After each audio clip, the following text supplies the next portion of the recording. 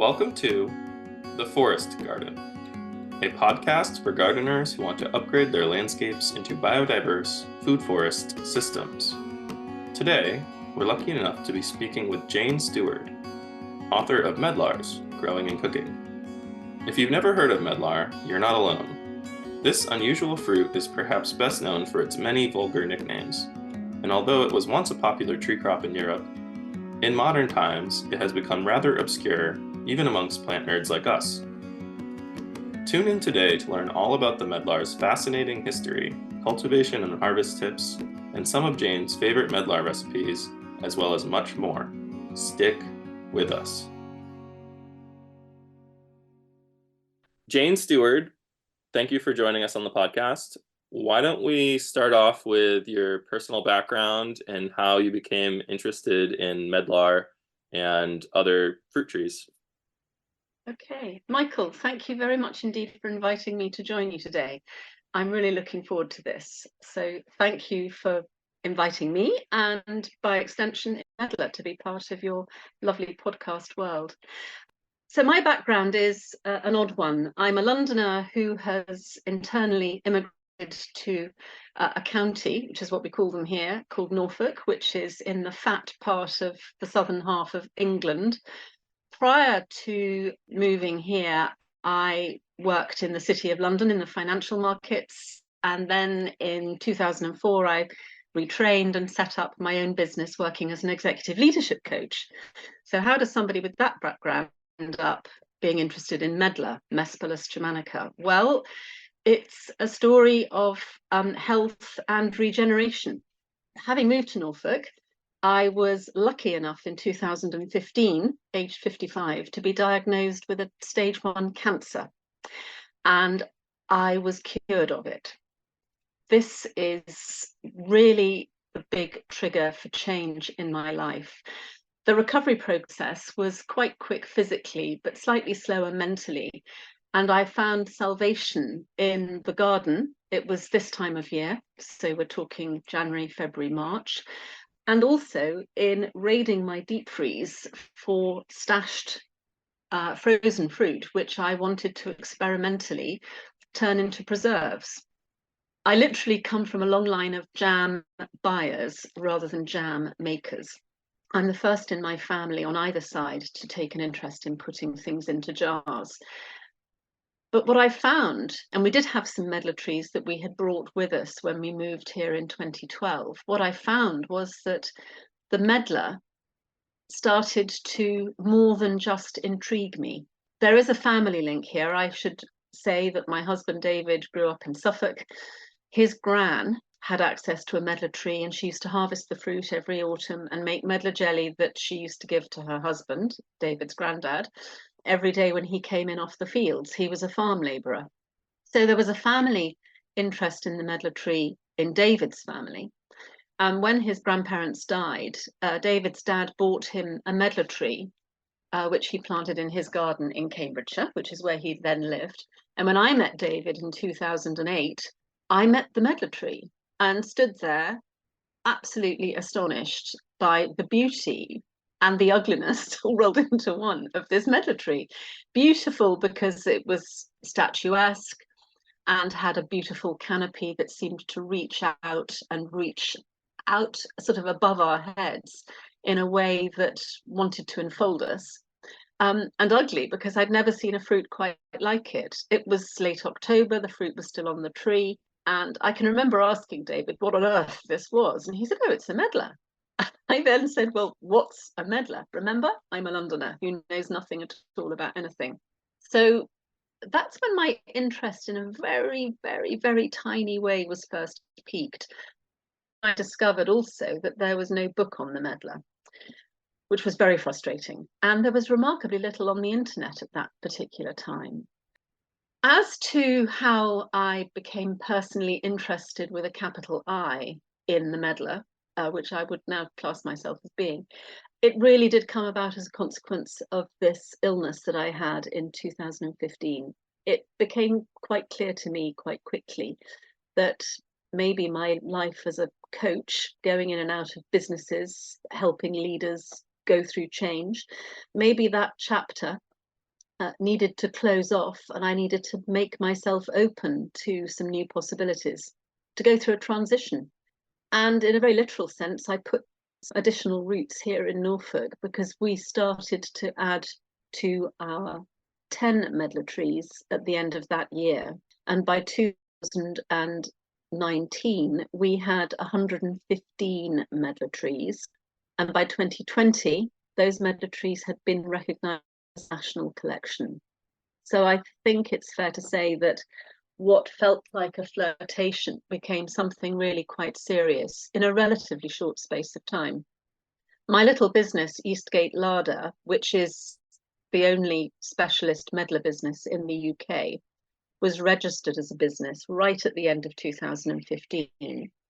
And by the end of the following year, 2016, I had my first proper harvest, a tiny harvest from our relatively few medlar trees that we'd got here at Eastgate.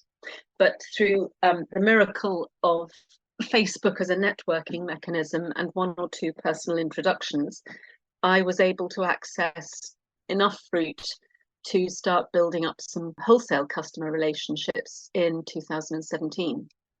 So yeah, I would summarize this by just saying, you know, this is a story of recovery, regeneration, and also of putting down roots, not just in an emotional way, but in a very literal way.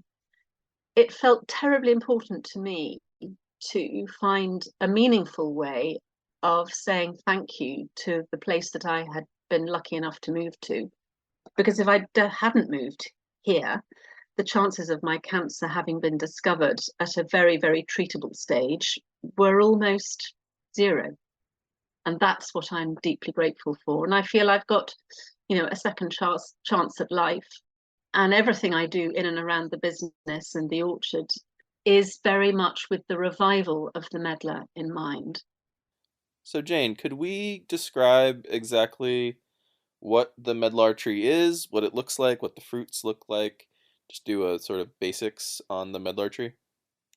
These days, mostly medlars as a fruit will grow on a tree which has been grafted onto some kind of rootstock. And depending on the size of rootstock, or the nature of the rootstock rather, whether it's hawthorn, which will produce, actually can produce over time quite a big tree, but quite often produces something that we call a half standard, which might stand about 12 to 15 feet high. You will have a tree that might be multi-stem or half standard.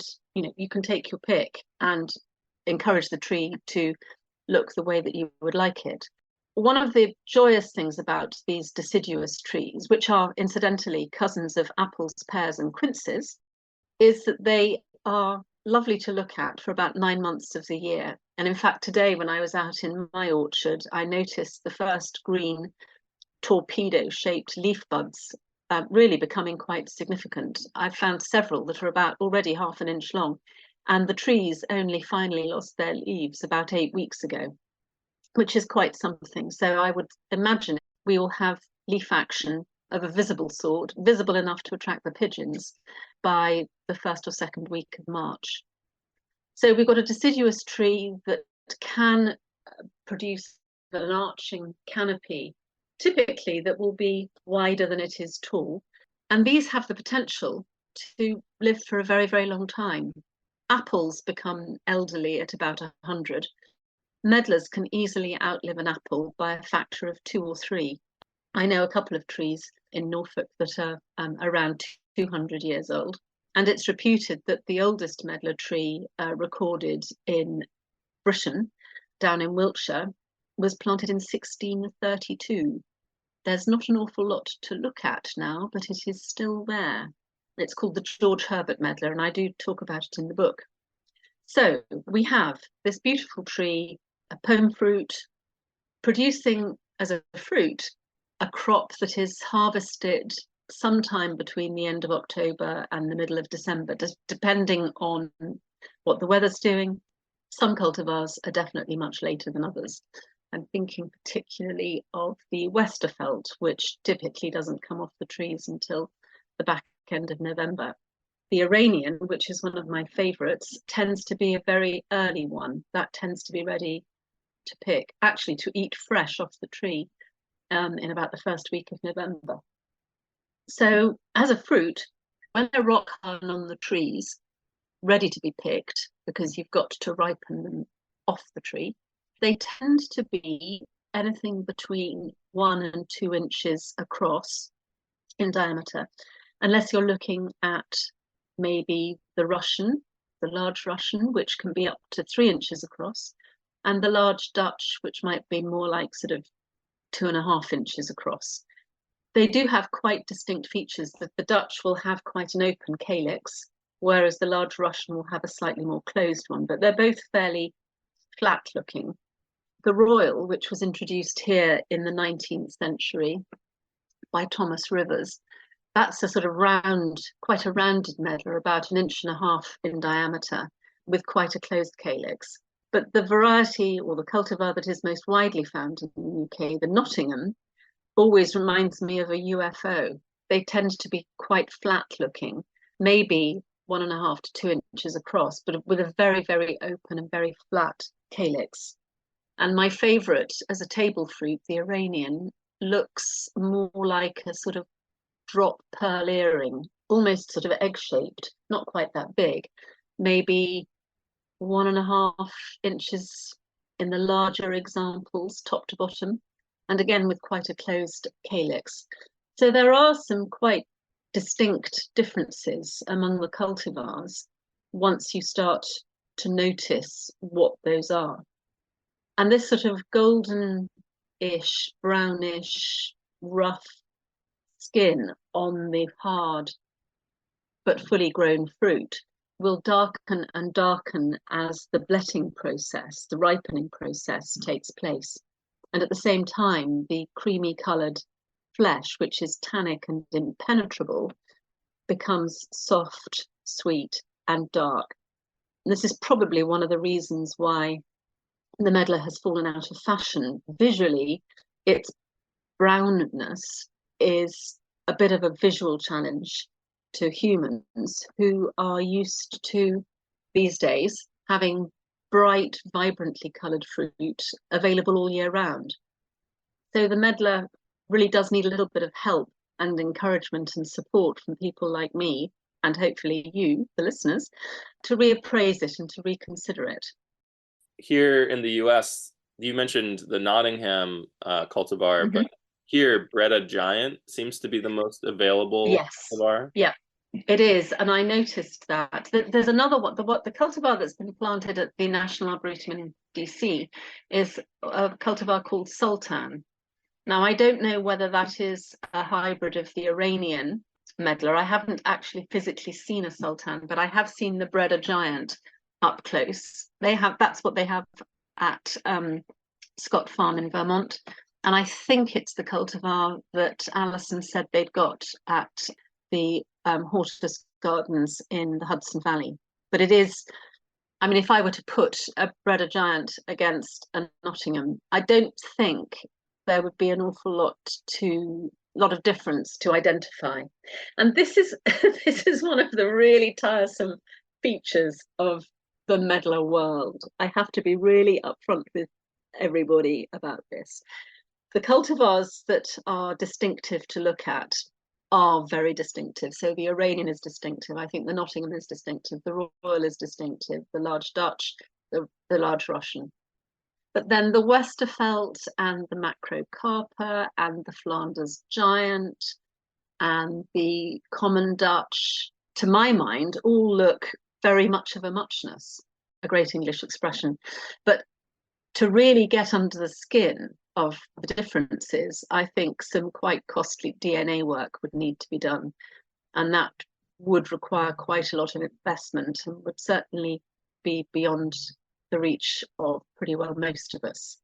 And I think because of the economic insignificance of the medlar, I mean, let's be blunt about it, it is a rare fruit.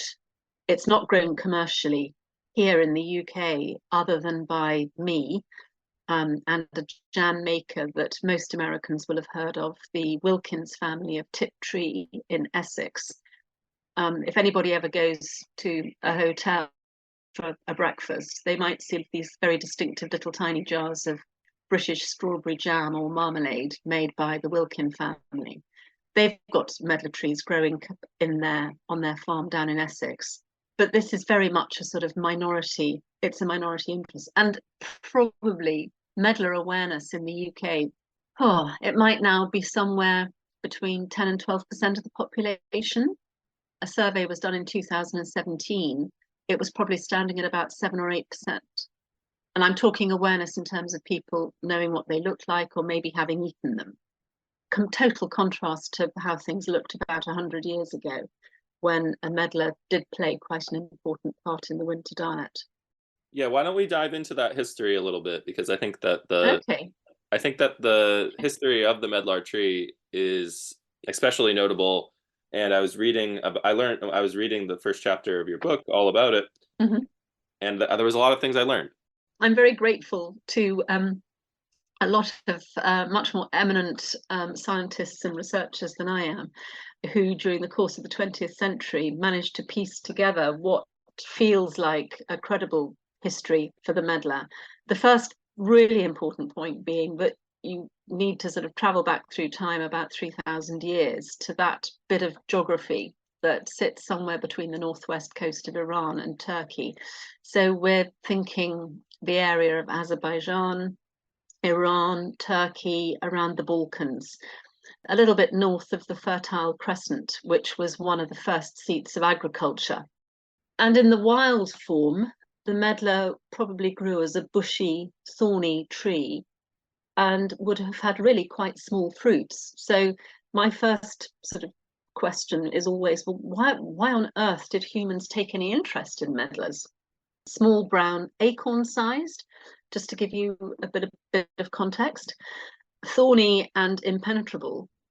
What was it that humans discovered? And I do strongly wonder whether the medicinal uses of medlar, which are still taken advantage of today, certainly in the sort of the Balkan countries, I believe, the medicinal properties of the medlar may have been particularly useful for humans. There was a time, it's hard to think about this in the 21st century, but there was a time when getting some kind of tummy upset and developing diarrhea had the potential to be fatal to a human. But we know from Anglo-Saxon texts, certainly, that have been revealed here in Britain, that producing or making up a tincture or a liquid from the hard medlar that has been boiled produced something that had the power to help dry up this loose tummy. One of the downsides of diarrhea is that you can very quickly lose interest in taking any food or liquid on board, so you can actually die of dehydration. So the medlar would have had a very distinct use as a sort of nutraceutical, as a sort of form of medication at that time. If the opposite scenario were to arise, if you had access to the very soft, squishy brown medlars in the winter months, of course, or if you'd found a way of keeping them safe and usable, the levels of sorbitol that are present in the ripe, soft, sweet medlar would have the power to help loosen a constipated tummy. It's really hard to be categoric about this stuff, and that's one of the things that appeals to me about the medlar, because I think they're very delicious to eat as a fruit. The colour is off-putting, but doesn't sort of signal danger or alarm. But it's possible that the original form of interest that humans took in it was its medicinal usefulness. And that's something you can't knock. And I believe from other research that I did in the writing of the book, that something like 80% of the population still rely to a greater or lesser extent on what we might call folk medicine, and that's where, you know, something like the medlar would definitely fit. So 3,000 years ago, we have an undomesticated thorny bush producing little tiny brown fruits, quite prolific, and humans discover that they have a use. And by the time we get to about 2,000 years ago, the story has moved on. The medlar has been domesticated in the sense that people have learned from the ancient Greeks how to graft them and to control the size and the appearance of the medlar, and possibly even increase the size of the fruit. I don't know whether that's true or not. And sometime between 50 years into what we call the modern period, CE or AD, the Romans decided that they needed to have the Medlar in their lives here in Britain. So there was a sort of gradual migration over that sort of period of about 1,000 years from the shores of the Caspian Sea, by hook or by crook, with the help of animals and humans, and probably, later the Romans moving across Europe. The Medlar found its way to Britain. We don't have any evidence that the Romans cultivated them when they were here, but we do know that they ate them because there are some archaeobotanical remains that were found on a Roman site in Hampshire, which is sort of southwest of London, a bit north of Southampton. Those stones were re-examined not so long ago, actually, in about 2012, by an archaeobotanist called Lisa Lodwick, and she confirmed that they were indeed Medlar stones containing Medlar seeds. And they were the only two examples of something that could be confirmed to be Roman that have been found to date here in Britain. So this is a fruit rather like the quince and the apple and the pear, all of which have their botanical origins in roughly the region I was talking about earlier, that sort of area just sort of north of the Fertile Crescent. All of these fruits gradually made their way to Britain, and then much later, the Medlar will have found its way across the Atlantic to America and Canada. That was probably more likely the responsibility of humans. I can't think of many animals that would have been able to achieve that. But I'd be interested to know whether there's any research that's been done in America about the origins of the Medlar arriving on your continent. If there is, I'm not aware of it, but well, I've looked quite hard as well, so I don't have anything to add, I'm afraid, Michael. But I think if the thinking is right that these originated where they did, human agency would have been required to get the fruit to the Americas.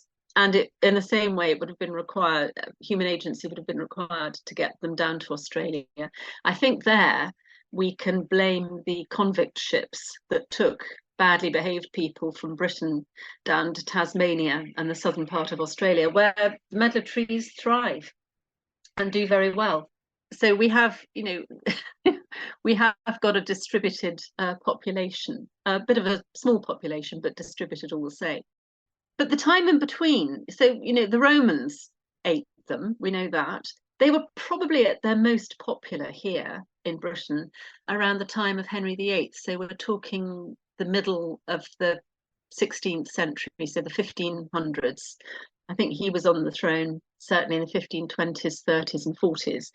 And one of his most famous homes, Hampton Court Palace, had a beautiful orchard laid out, and his gardener, John Chapman, was commanded to include medlar trees in the planting. But as we roll forwards through history, we have evidence that probably Queen Victoria ate medlars.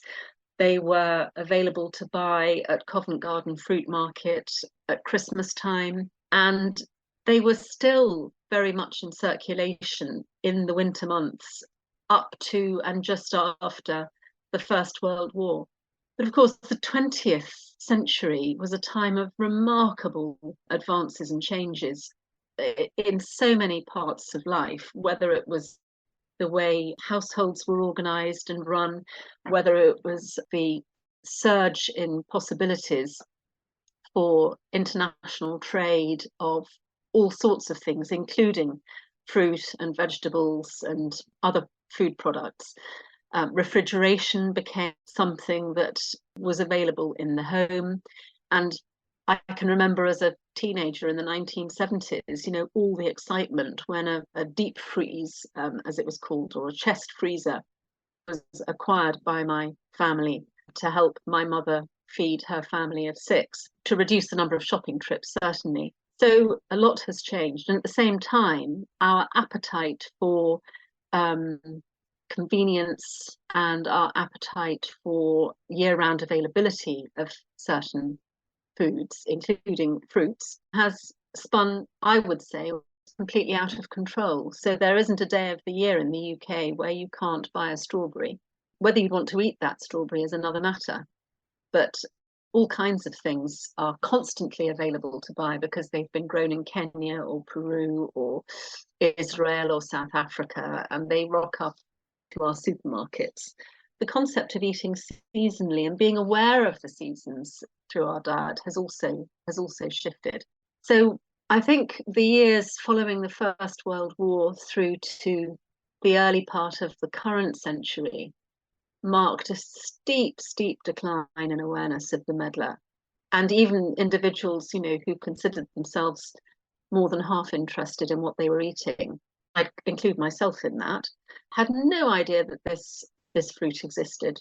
And we're in a situation now, I think, where curiosity and interest in eating more seasonally and how food producers are producing food, how farmers are growing it, is playing in a very helpful way into the hands of the medlar enthusiast. I wouldn't necessarily expect us to quickly reach a situation where every household in the country has a dish of medlars on the table at Christmas, but I think that over time it will become something that is less unusual.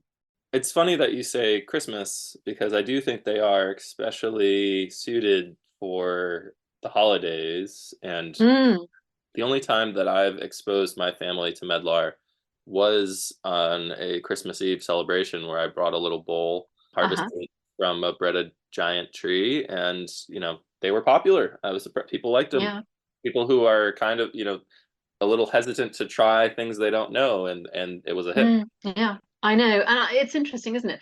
So for listeners who haven't had the privilege of being invited to one of your Christmas Eve dinners with your breaded giant fruit, medlars, when they're fully ripe and ready to eat as a table fruit, aside from the colour, which I've already talked about, the flavour profile, again, this is very much my palate, but I'd be interested very much to hear what you would say, Michael, is of a very slightly spicy, citrusy apple sauce with a definite sweetness, but not so much sweetness that it is deadening in the mouth. There are lots of layers of flavour, so you get an initial hit of sweetness, and the spicy notes come through quite fast.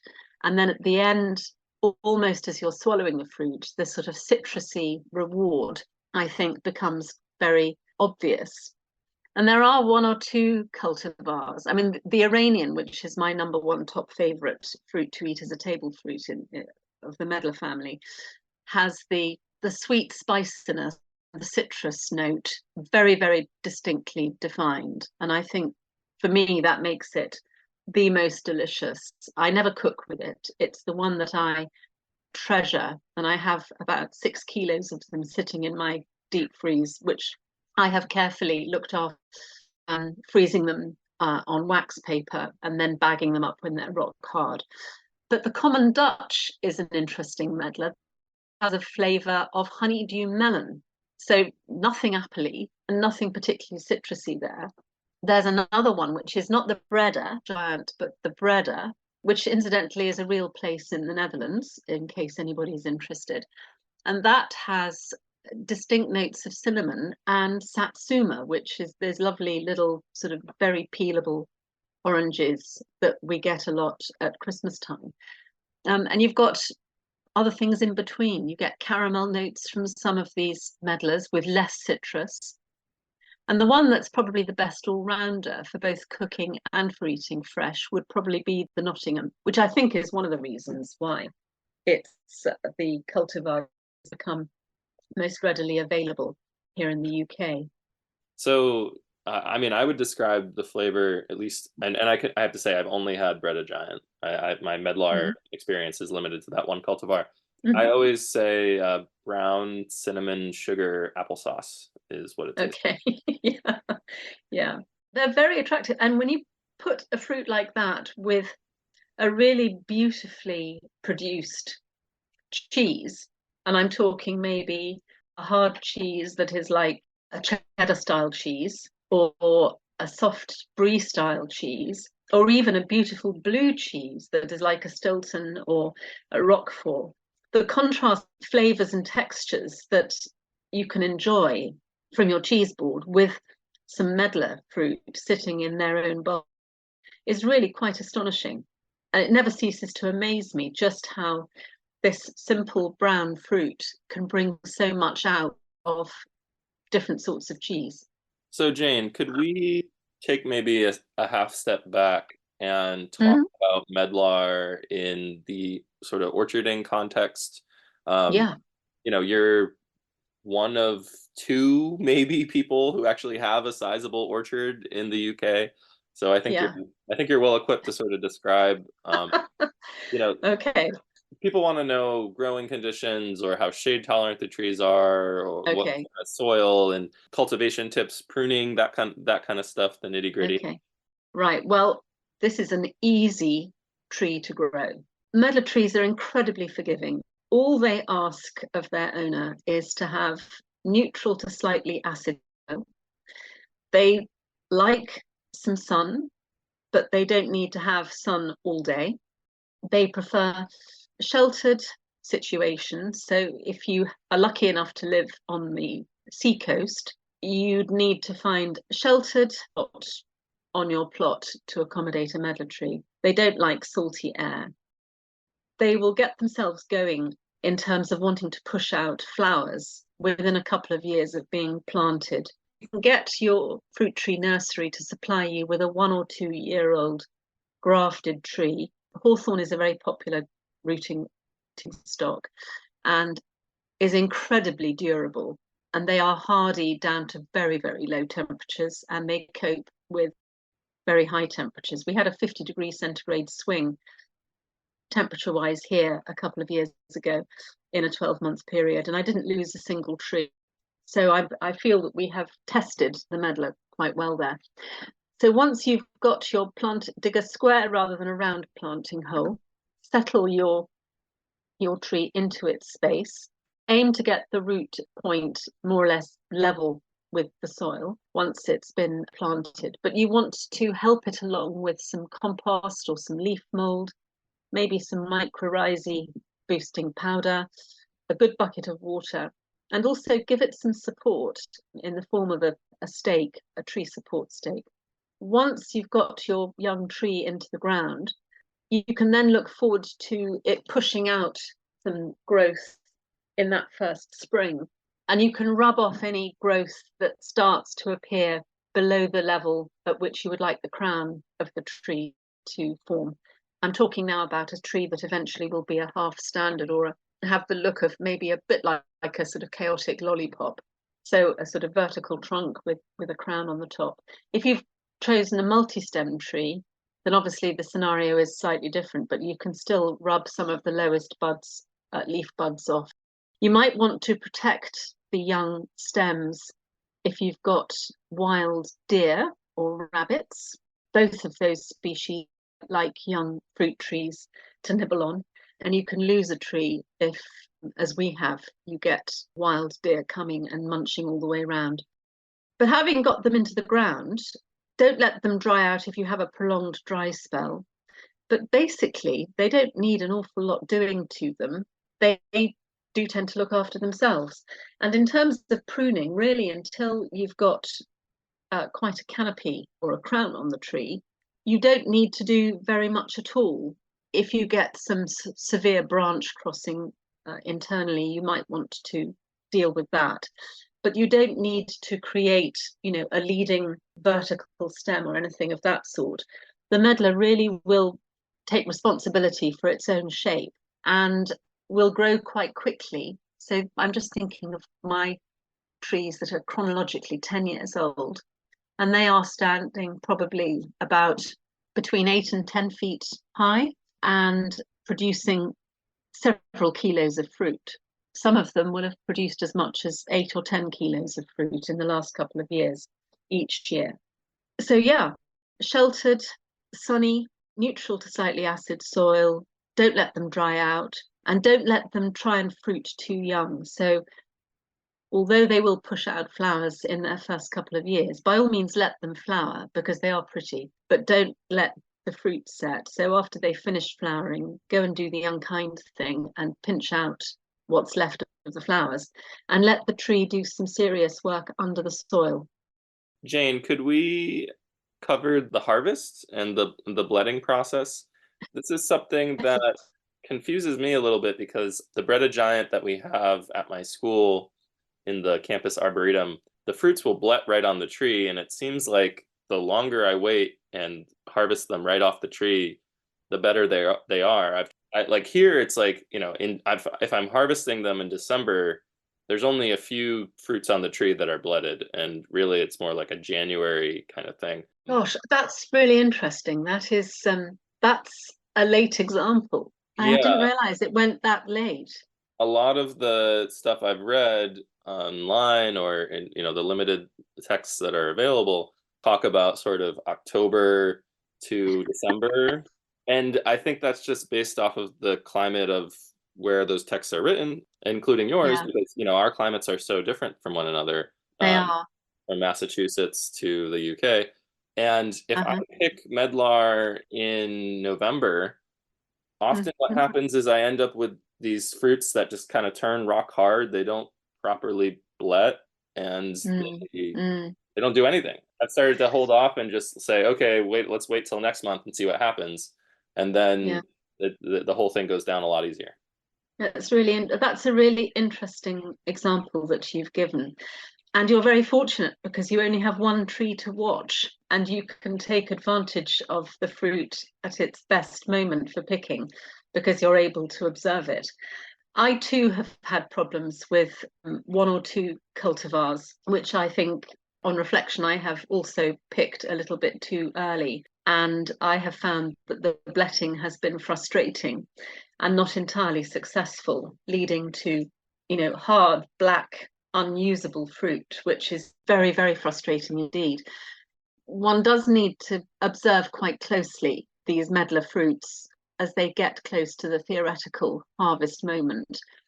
And if you're going to, as I do, try to get the fruit off the trees when they are fully grown, and I can tell that they're fully grown because they will fall to the ground of their own accord.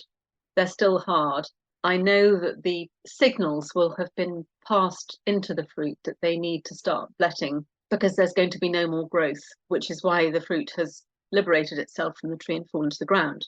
And that process needs to happen in as natural an environment as I can create. I'm lucky enough to have a sort of shed type thing on the side of the house, and I can leave the windows and the door open. So effectively, it's an external environment, but I've got the fruit in ventilated trays that I can stack, and they will blet quite happily. To a greater or lesser extent, they will blet like that. The theory that you need to have a frost before the bletting process begins has been disproved in all the warm autumns that we've had here in the UK, certainly since I started on this back in 2016. And it's the warm autumns that produce bletting on the tree. Now, as somebody who's growing the fruit commercially and needs to gather in, hundreds and hundreds of kilograms of these fruits, picking soft medlars off the tree is incredibly difficult if you've got a lot of it to pick. It's actually much more efficient to get the fruit off the tree just before it starts to soften. It's quick. The bletting will happen very quickly as well. It's much more efficient because I can get the fruit in good condition off the trees. When the fruit is soft on the trees and you try to pick it, it can tear quite easily, and I have to keep it separate from the hard fruit. You'll quite often find both things going on the tree at the same time. Interestingly, in autumn 23, we had very, very little bletting on the tree. Autumn 22, which followed a very hot summer, we had a very hot October. I mean, t-shirts weather at the end of October. And I had an enormous amount of fruit that was bletting on the tree. So when the harvest team was working, we had to separate the hard from the soft. And I would either immediately cook the soft ones to make into jelly, or I would bag them immediately and freeze them for later use. all I would say about medlars in this context is that they do seem to make the rules up year by year. And the theory, that they must be subjected to a frost before they blet has been disproved in these warm autumns. I've had, I think, 3 examples of warm autumns since I started this and started really paying attention to what they do and they don't do. So it's the warm autumns that seem to provoke bletting on the tree. The one exception being the Iranian medlar, which is very well behaved, very predictable, and always does what it says it's going to do, which is bletting on the tree. And they're usually all done by the middle of November, and they're perfect, whatever the weather's doing. So there are some genetic differences between the cultivars that I think are controlling this process. It's just, one of those additional layers of mystery that we have to live with. I find myself approaching harvest with sort of, I can only put it as sort of an open mind every year. I start, watching quite closely from the 4th week of October, shaking the tree, seeing how easily the fruit is falling to the ground. And that really is, in the end, for me, the best indicator of readiness for picking as fruit. I would love a world in which I had one medlar tree only to look after, and I could do what you do, which is to keep the fruit on the tree into January. I think that would be a lovely thing. But I don't think that's going to be my story. That's interesting. I've always wondered what the argument for taking the hard fruits off is, because for me, it just seems so easy to just pick it off and it's ready to eat. And you can just, exactly. it's gorgeous right there. Which is what I do with the Iranians, Michael. I stand there and I have that one tree experience. The other thing I would say is, and there are recipes from Turkey that appeal to the pickers of the hard fruit. And that is the hard medlar has got a lot of very interesting properties in terms of polyphenols and tannins and vitamins and so forth. Slightly different profile to the fully soft bletted medlar. The Turks, remember that Turkey is one of the original homelands of the medlar. They probably understand medlars better than any other nation on the planet. And they have got some lovely recipes for making medlar pickles, medlar vinegar, and a sort of slightly fizzy drink that you might regard as being slightly like a cider. And all of those recipes require the rock hard fruit. And they also have a wonderful recipe for making a medlar preserve using the hard fruit, which comes out a beautiful sort of apricot jam colour and has all the tannic astringency as well as some sweetness. And it sounds sort of slightly odd, but I tell you, it is the most delicious thing to have with some Greek yogurt or some cream cheese. It's absolutely amazing. So there are culinary reasons for wanting to harvest medlars in the rock hard form as well. And it's all down to the Turkish population, who, just to give you an idea, I think from the orchards in Anatolia, they gather about 4,000 metric tons. It's a vast number. It's a lot. I know what 1 metric ton looks like, which would be like sort of 2,000 pounds in weight. And they produce 4,000 times that, which is a completely terrifying quantity. And they sell them as a fruit in the hard as well as in the soft form in the markets there. Just last night, I was kind of trying to do a little bit of research and preparation for this interview, and I stumbled into a weird corner of the internet where they're in Azerbaijan. I was really kind of blown away. In Azerbaijan, there's these different small family farms.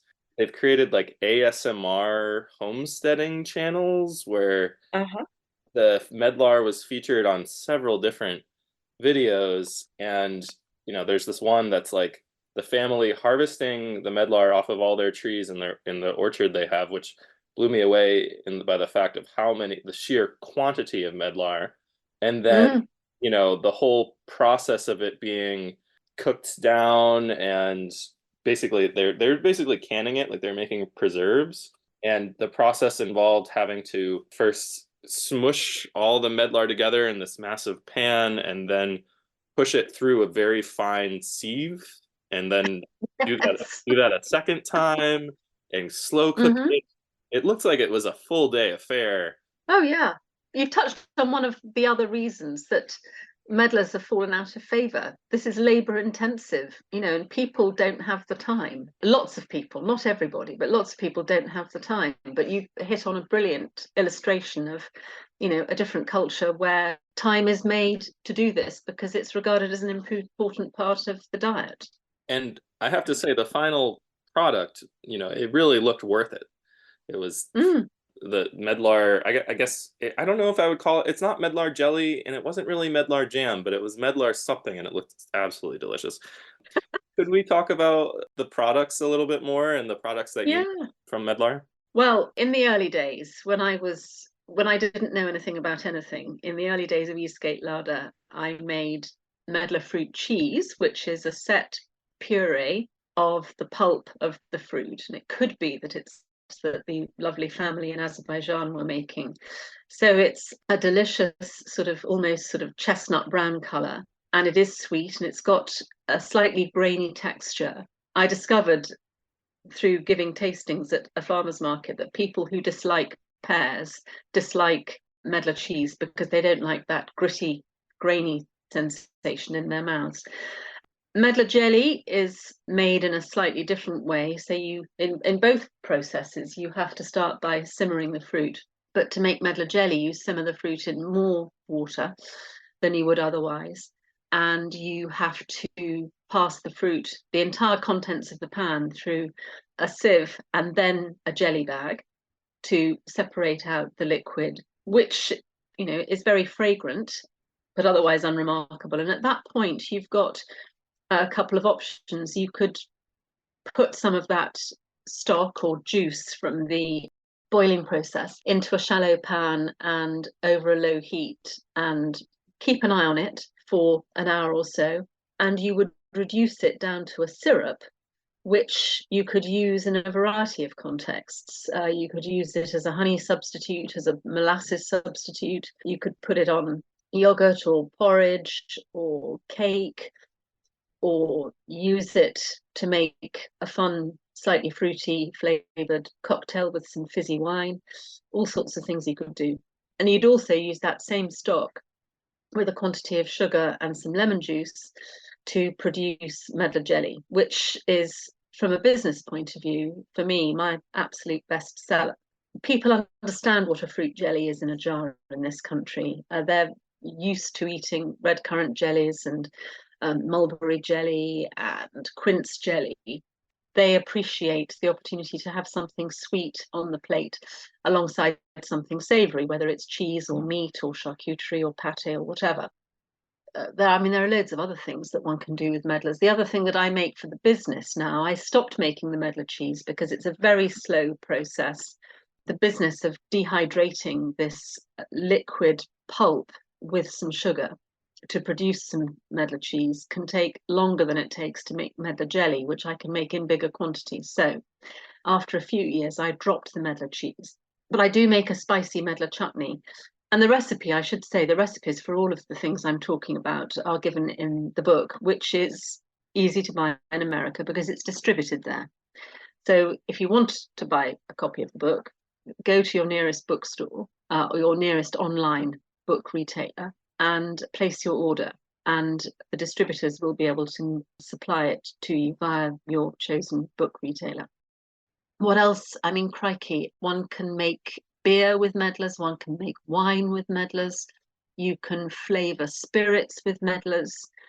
You don't need much in the way of added sugar if you're putting medlars into spirits, but you do need to make sure that the medlars are not quite fully bletted when you do this, because they will spoil in the spirits and make the spirits look a little bit cloudy. So you do need to be a little bit careful, but I do write about this in the book. They make the most fantastic tarts, they make wonderful cakes. One of our favourite winter puddings in this house is the sticky Medlar toffee. The recipe for that, it's not my recipe, but the recipe for that is in the book. Gosh, yes, lots of possibilities. But in terms of the sort of total, the ease and versatility, Medlar jelly remains a very, very popular thing to make at home. as well as for people to buy in their local cheesemonger or their nearest delicatessen. But time working with medlars in the kitchen does require a lot of sieves and jelly bags and patience and a big sink in which to do all the washing up. It's, it is, well, for me, it can feel like a real labour of love. If you're working with a small quantity, I know that Scott Farm in the season, they do sell medlars by mail order, because my sister who lives near Boston bought herself some, and I think she bought 5 or 10 pounds in weight, and she said it was really fun, making a little bit of medlar jelly and making a little bit of medlar cheese and making a little bit of medlar syrup. She felt that she'd had a good opportunity to play around with some different recipes out of the book and didn't feel in the slightest bit overwhelmed by them. And the other thing, of course, is eat them as a table fruit. Everybody gets understandably very focused on what you can turn medlars into, but actually they are pretty lovely, as you were saying a minute ago, Michael, served, when they're beautifully ripe in a bowl alongside a cheese or charcuterie board if you're a meat eater. From your recipes section, there was two recipes that really stood out to me. One of them was your spicy medlar chutney, but the other one that was really simple was just the roasted medlars. And I was Yes. I was wondering, like, so you roast, and ingredients are simple: the medlars, some butter, sugar, and a Yeah. cinnamon stick. But then after roasting them, like let's say you roast them blooded or non-blooded, and then when they're done roasting, are you just spooning out from the skin? Yes. It's an opportunity to probably wait until they're not quite roasting hot out of the oven. But I think certainly very dainty teaspoons are required to eat them. And there may be some finger action required as well. Because they are, from your own experience, they're not the largest fruits, and they each contain 5 stones with seeds inside them. Although the skins are perfectly safe to eat, you might not want to eat them. So yes, you want to go in through the top, the calyx end, and lift that off, and then rootle around inside the fruit. And you'll probably find most mouthfuls that you take on your spoon will include one of the little stony things that I've talked about. No harm is done if you swallow one, but you don't want to swallow too many of them because they have arsenic in them. I did not know that. I have swallowed quite a bit of medlar seeds before. I did not know they contained it. You're looking very well on it. When it comes to the cider side of things, I think that the hard medlar is a better one to consider using than the sweet soft, because you're not going to get enough interest at a sort of mouth level, I think, from the sweet fruit. I think it's better to use the hard fruit with some of the different polyphenol and sort of tannic elements. And in terms of beer, I know 2 brewers who make beautiful medlar beer in 2 completely different ways. One of them is in Tasmania, and he makes his sort of beer, and then he introduces the medlars into the barrel and leaves them to make friends with one another over about a 12 to 18 month period. And then the brewer I know here in Norfolk who makes medlar beer, which is delicious in a completely different way, makes a sort of more of a bitter, darker brown beer, not as dark as Guinness, but mid-brown, chestnut brown. And he will just add the medlars to the last sort of 5 minutes of the brewing process in the mash tun, in the big vat, when the heat is on. And I know that produces an astonishing, slightly toffee-ish, appley profile to the bitter. So it's a very interesting beer to drink, but it's also very punchy in the alcohol. Both versions that I've described produce a drink that is about 7 or 8% alcohol by volume, which is quite punchy for a beer. Very interesting. It seems like this fruit is just highly undervalued. Like, is there anything really preventing it from being grown commercially in the US? Are there major pests or diseases? The only thing I know that is watched for in some situations is the risk of picking up fire blight. And that is a function, as I understand it. I don't have any experience of this because I don't get blight on my medlar trees, but it's to do with the circulation of the air in the growing situation. So there might be certain geographies that make the appearance of fire blight more likely rather than less likely. But I don't see, there are not a lot of pests at all that like to have a go at medlar trees. Pigeons are a problem, not because they, eat the fruit, it's because they strip the flesh off the leaves, and then you end up with a tree without enough leaf power to photosynthesize and support a good crop of fruit. So that's the reason that's a problem.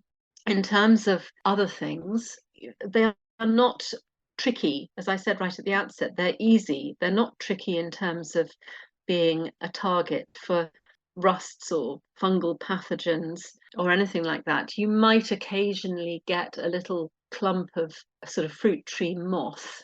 It's sort of known as codling moth over here. And it's very distinctive in the sense that it can look like a dense sort of 3D sticky mass of tiny black specks, and it might affect a few inches of a particular branch. And if I've seen it about 4 times here in all the years that I've been doing this on all the trees that I've got. And I just get the secateurs out and cut off the offending bit and burn it or throw it away. I don't put it on the compost heap, obviously. So no, I mean, medlars are remarkable because they are relatively fuss-free. I think good airflow is always important for fruit trees because you also want the pollinators to, be attracted in and have the chance to do the work that they need to do. But no, I mean, I can't see any reason why. Well, I mean, look at the guys at Scott Farm. They effectively have a commercial heirloom fruit orchard business, and they include within that, a reasonable number of medlar trees. Somewhere a while back, I found that somebody had said that Medlar may be a more climate smart tree crop for the future as compared to, the standard, more popular varieties of apples and pears. But here in the Northeast, in New England, the rate of what climate change looks like for us is a lot more rain and it's really wet, humid summers that unfortunately will probably mean a lot more fire blight too. So yeah, that's really interesting. And in fact, when I was chatting with Erin at Scott Farm last September, that I think is what she was concerned about, the way the air circulating through the orchard area, which is, as you say, quite rightly, very different to what we have over here. What I have found so far, and I don't have decades of experience, as I've said, but what I would observe is that even quite young trees with still quite shallow roots at development seem to be able to cope with the weather that we have thrown at the trees. And that includes, a 40-degree centigrade summer a couple of years ago, certainly down to -10 overnight on more than one occasion. Traditionally, this part of Britain is relatively dry, although this winter, I think we've managed to disprove that. We've had a lot of rain. They don't like standing in water by any means. So flooding in the orchard would be a real concern, but actually our ground is so free draining that isn't something that I anticipate being a problem. But I think in a sort of regenerative agroforestry scenario, medlars definitely have their place. And increasingly, that approach to the cultivation of grain crops and other crops is gathering certainly a lot of followers here in the UK.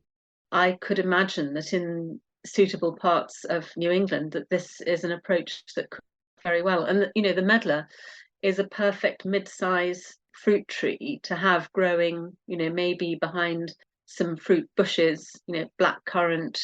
And the other thing I'd say for people who are keen to add one to their yard, you can have a single medlar, as you will know yourself from what you see of the Bread Giant at Amherst. A single medlar will produce a crop. They don't need to have a mate in order for fertilization to occur. And that one tree that you have will produce a heavy crop of fruit too. Yeah. I can think of many examples I know of single medlars. They are able, once they've been pollinated, the fruit will set and will then develop and mature and be eminently usable. So Jane, I think we've really covered the history of the medlar, cultivation. We've really done quite a deep dive today. Where can people keep up with your work? And can people buy the book Medlars Growing and Cooking directly from you, or do they just have to go to their local bookstore? Well, if I make one assumption, which is that you will have listeners all over the world, certainly the book is not difficult to track down. Looking at it more geographically, in the US, there is distribution of the book. So going into your local bookstore or wherever you like to buy your books, you should be able to place an order if they aren't carrying it in the bookstore.